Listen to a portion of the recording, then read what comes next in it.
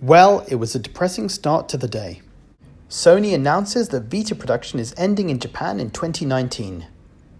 Japan was the last place to still have Vita production. After that, the number of new Vitas we see for sale will be dwindling. I have a few thoughts on this. Firstly, it's really sad to hear. The Vita is my favorite gaming system of all time. It's just been a perfect system for playing on the go with an excellent library of PS1, PSP and Vita games. The Vita is the reason I have my YouTube channel. And it inspired me to write my book. We all knew the end was coming, and it's probably more surprising that the Vita lasted this long, given the mediocre sales of the system. But it's still disappointing to see the announcement. If you're looking to buy a spare Vita, then order it now. Amazon Japan sometimes has some good deals.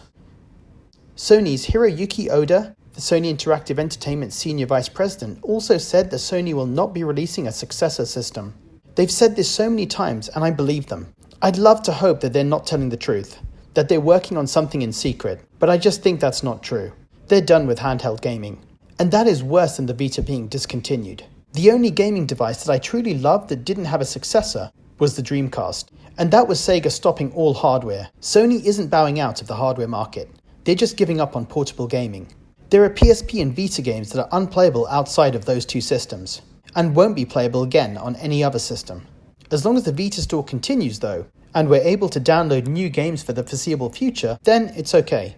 When it happens that the Vita store closes, I'm going to download as much as possible onto my two 64GB cards, and back them up to my PC so I don't lose them.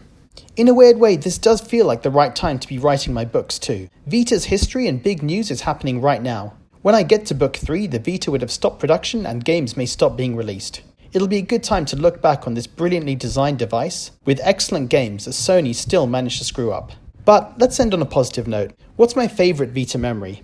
So, my second son was born in July 2012, a few months after I got my Vita. I remember waking up in the middle of the night to feed him with the bottle balancing on my arm, and I was playing Gravity Rush, I believe. The Vita was so helpful in making those long, tiring nights more bearable. I also loved how early this year my son, who's 6 now, was having an argument with his friend, saying the Vita was better than the Switch, because the Vita had Fortnite.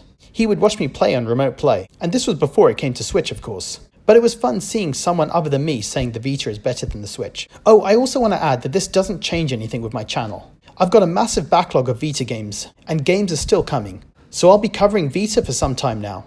Anyway, I know all Vita fans will be disappointed right now, so rather than linger on that, tell me what's your favorite Vita memory. Leave a comment below, and as always, thanks for watching.